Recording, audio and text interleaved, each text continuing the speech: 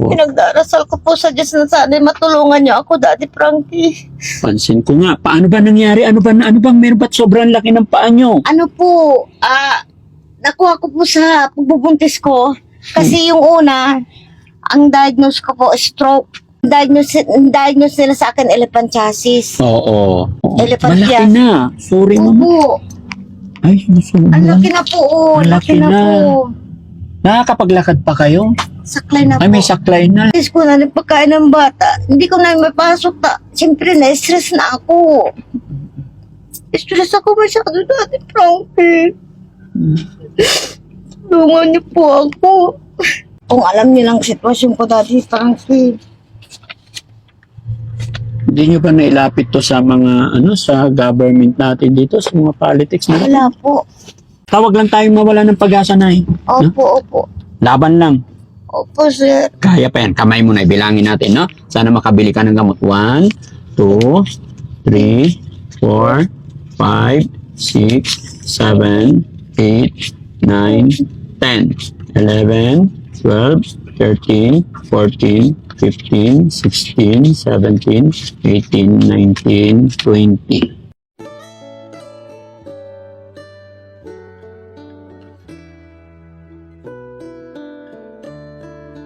Tao po. Pwede pumasok? Pasok ako, Nay. Opo. Hala, kumusta kayo? Oh, ito po.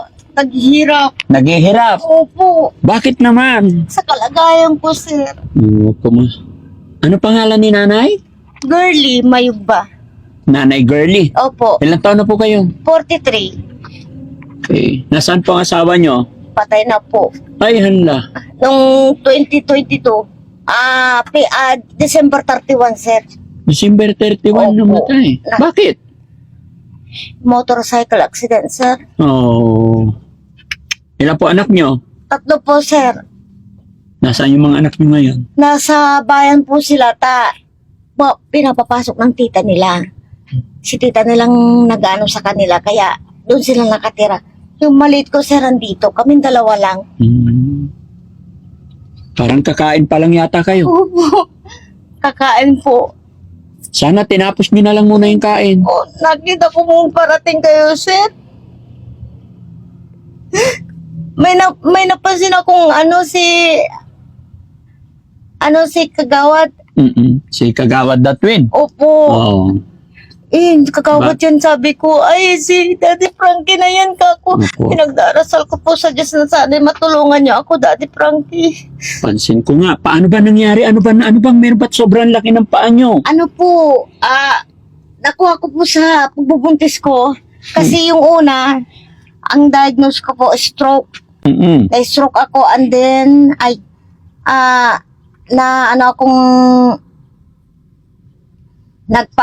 3 taon. Nandito pa yung asawa ko, 3 taon po, nagbuntis ako dun sa bunso.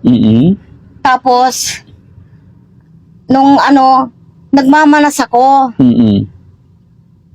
Sabi nila, matatanggal daw ito pag nanganak ako. Pagkatapos Oo, mga anak. pagkatapos mga anak. Pagkapanganak ko naman, parang di naman bumababa yung manas ko kapos. Di bumalik ako sa doktor. May sabi niya sa akin, after 1 year akong bumalik dun sa doktor. Sabi nila sa akin, may pinuntahan ka bang ibang lugar, sabi nila. Sabi ng doktor? Opo. Wala naman, dok, sabi ko. Tapos, hindi sa pag-aano, sabi nila, baka nakagat ka ng lamok, sabi nila. Ay, hindi ko po alam, dokta. Naman tayo, kinakagat ng lamok, sabi ko. Hindi ko naman siniseryoso. Lumaki ng lumaki. Pero nagpapaano din ako, ako sa Region 1. And diagnose nila sa akin, elephantiasis. Oo. Kasi kung sinabi ng doktor, akala ko ano na yung tanong. Kung ang tanong ng doktor is, ibig niyan sabihin, baka may mga pinuntahan kang lugar na mga liblib, tsaka ka nakagat. Opo. Parang yata ito mga kababae, elephant foot yung tawag. Elephant po, opo. Oo. Elephant Malaki yan. na. Sorry naman. Opo. Ay, Ang nasubuan. laki na po, oh. Ang Laki laki na na. po. Nakakapaglakad pa kayo? Saklay na Ay, po. may saklay na lang. Tapos baston po. Tapos pagpupunta akong Region 1 wheelchair, Oo. hindi na po ako masyadong nakakapaglakad. Pero dito, nakakapagsaklay pa ako. Dito na lang. Opo. Pati yung isa lumalaki din. Opo, lumalaki na po, nadadamay na. Mm-mm. Kaya sabi ng doktor ko, within this year, operan ka. Mm-mm. Kung magagawa mo ito, laboratory and then yung gamot ko daw. Mm-mm. Wala akong pinakakakitaan, walang nagbibigay sa akin, daddy. Mm-mm. Walang, hirap ng buhay namin, daddy. Oh, malaki na. Anong nararamdaman mo niyan? Ang bigat po. Mabigat. Mabigat. Tapos pag minsan kumikirot, pag minsan kawawa yung anak ko. Hanggang saan ang paglaki niya, ma'am? Okay lang? Ganyan Opo. lang? Ah, hanggang dyan Nandito na po. Hanggang dyan talaga. Opo. Ayun, mga kababayan, mga kabarangay, oh. Laki na po. Malaki. Pati na itong isa nadadamay na. Nadadamay na. Opo. Pero sa pagkain niyo po, hindi naman naapektuhan yung pagkain. Medyo po yung palasa ko, yung pagkain ng bata. Siyempre, tinitis ko na rin Mm. na wala kaming kakainin pag minsan. Tinitis ko na rin pagkain ng bata. Hindi ko na mapasok na. Siyempre, na-stress na ako. Stress ako masyado dati, Frankie. Mm. Tulungan niyo po ako. Yung gamot ko po, wala pa. Yung alternative na gamot ko, wala pa po. Sa Manila pa po kukunin, magpaparefer pa ako sa Medrep. Tapos, yung laboratory ko din sa Manila din gagawin. Pero saan hospital kayo nagpapacheck up? Region 1, Daddy Region Frank. 1. Opo. Pero pag nabili niyo yung mga gamot, uoperahan na kayo. Opo, opera na po ako. Diyan din sa Region 1, Daddy Frank. Na dyan din. Opo. Oo. Si Doktor, sino ba yung doktor ko? Nakalimutan ko na.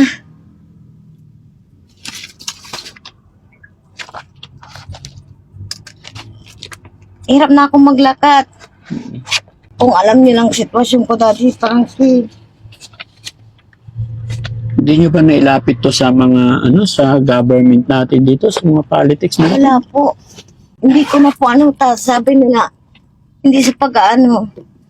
Nahiya na rin ako sa kanila. Panay-panay na rin ang hingi ko sa kanila. Okay. Nakahingi na rin tayo. Opo. Pero wag kang mahiya. Okay lang yan. Sa gobyerno natin, may malasakit center, may maraming tutulong para maoperahan. Opo. Hanggat kaya, no? Hanggat kaya po. Oo. Huwag kang mawala ng pag-asa. May pag-asa pa kasi bata ka pa. Opo. 43 edad ko, sir. 43 pa lang. Opo. Yung panganay nyo, ilang taon? 22 po. Anong trabaho? Kambal sila. Kambal. Nag-aaral pa, sir. Nag-aaral pa. Opo. Tapos yung nakita kong bata dito, yun Yun ang bunso. ang bunso. Opo. Yun ang palaging inuutosan ko pag bibili ng ulam, pag walang ulam, binibigyan ako ni Kagawad yan ay. Mm-mm. Si Kagawad, siya yung malapit sa akin. Mm-mm. Kagawad LB. Ay, salamat kay Kagawad LB, ano? Opo. Tsaka Kagawad Twin The kasi twin, opo. na ihatid niya tayo rito. Opo. At syempre kay Boss Tax. Boss Tax. Ayan, kaya Salamat. salamat sa Panginoon. Opo, Daddy. Hmm? Nahirapan na ako, Daddy. Hirap na ang sitwasyon ko, Daddy. Mga magulang niyo po. Disabled na rin ang tatay ko. Si mami ko naman senior na, kaya hindi ko sila makuhang kasama ko sa ospital. Ulyanin na rin, medyo ulyanin na rin si mami Opo. ko. Mga kapatid niyo, nasaan? Kapatid ko, negosyante, nagtitinda sila sa palengke. Dati ako nagtitinda. Mm-mm. Ngayon tumigil na ako nung na-stroke ako. Hanggang ngayon, Wala na. wala na. So, ibig sabihin, nung hindi ka pa nagkasakit, buhay pa yung asawa mo, okay naman. Kung saan. Ako doon sa asawa ko iniwan niya lahat sa akin. Iniwan niya yung bata. Mm. Dati hindi ako humingi ng tulong kahit kanino. Dito lang ako sa bahay, siya nagsusupport sa amin. Ngayon, wala na siya. Yung mga medal ni Sir, Medal ng mga anak niyo? hindi po medal ni asawa ko. Instructor siya, Sir. Instructor sa... Gym. Ayun. Opo, mga trophy niya, Sir. Hindi ko na nga po nalilinis, Sir, Sayang, no? Pero wala tayong magagawa. Ganun talaga Opo. kapalaran. Alam ko naman na hindi niya kagustuhan yung nangyari siguro, di ba? Opo, opo. Hindi niya kagustuhan na iwanan kayo. Opo, Sir.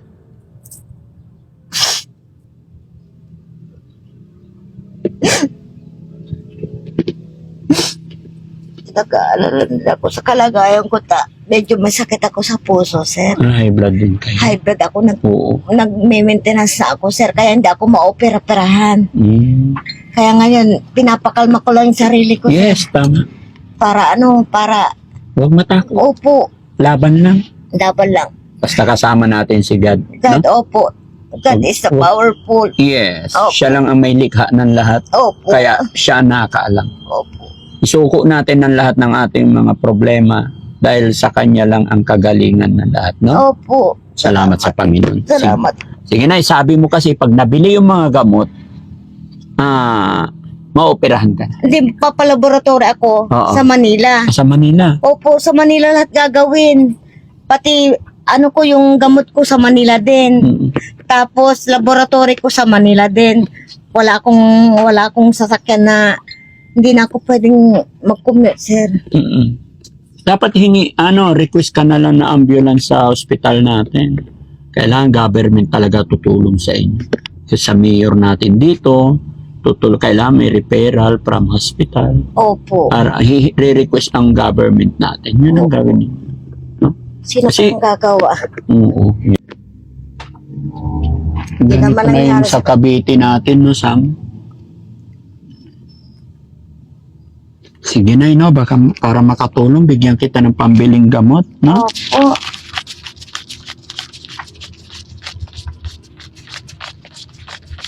Asa ka lang sabi? Basta wag lang tayong mawala ng pag-asa na Opo, opo. Laban lang.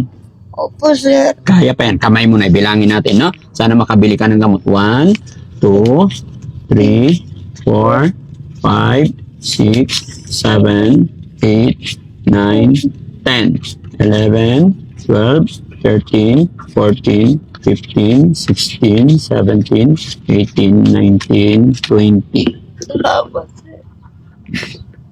Salamat po. Marami pong salamat, Daddy Frankie. Sa tulong na binigay niyo sa akin. Marami pong salamat. Maraming salamat, Lord. Maraming salamat, Lord. Hindi ko po inaasahan ito, Panginoon. Daddy Frankie, maraming po salamat. Laban lang na, laban lang. Ha? Huwag Opo. ka mawala ng pag-asa. Opo. Tawag lang tayo kay God parate. Opo. Hindi niya tayo pababayaan. Opo. No? Opo, opo. Kahit ako na hindi ko rin alam na ganito ang dadatnan kong sitwasyon ninyo. Opo. So yung pagdating namin dito at ang pagkatanggap mo ng blessing, ayan ay isang patunay na may buhay na Panginoon. Opo, amen. Patunay yan na hindi tayo pinapabayaan ni God. Opo. Gagawa at gagawa siya ng para. Opo. Basta wag lang tayong susuko, wag tayong aayaw. Laban lang. Laban lang. Yes, no? Para sa mga anak mo po. Opo. May bunso pa ako nandiyan sa loob. Mm-mm. Sige. Nahihiya. Turuan mo lang sila na wag mahiya as long as wala tayong ginagawang masama. Masama, opo. Ano? Opo. Tsaka nga pala, Nay, naka-video tayo. I-upload namin ito. Marami mga kapanood tayong mga kababayan. Opo. Sabi mo, wala ka nang inaasahan. Wala na po. Wala nang tumutulong. Wala na po. kumbaga. Pwede ka manawagan, Nay. Meron akong 4.7 M na followers Opo. right now. So, baka may makapanood sa ating mga kababayan na may mabuting kalooban. Pwede ka pong manawagan. O, sige. nananawagan pa ako sa may mabubuting puso. Tulungan niyo po kami. Wala na po akong kakayahan para magpagamot. Etong pa ako po.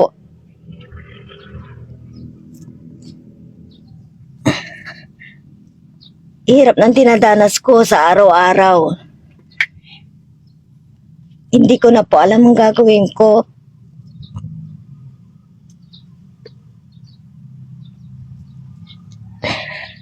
Salamat po kay Daddy Frankie. Salamat po ng marami. Salamat po.